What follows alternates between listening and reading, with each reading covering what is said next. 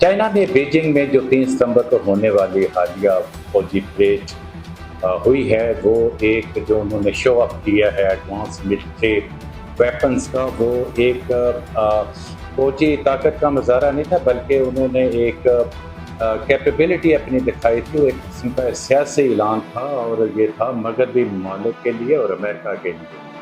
कि वो ये ज़ाहिर करना चाह रहे थे कि और उन्होंने किया भी कि हम किसी मगरबी दुनिया के दबाव में नहीं आएँगे और हम कैपेबिलिटी रखते हैं।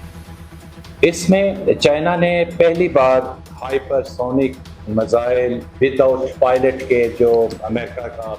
बम्बार्ड 35 या फाइटर प्लेन है, उसके मुकाबले में उन्होंने जो किया है कि वो बगैर पायलट के इसी तरह की कैपेबिलिटी रखता है तो वो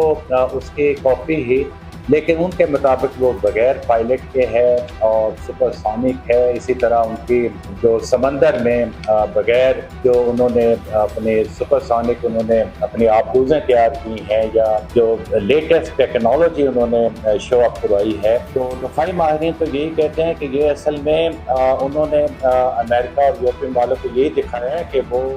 कैपेबिलिटी रखते हैं और आइंदा वो किसी के दबाव में नहीं आएंगे।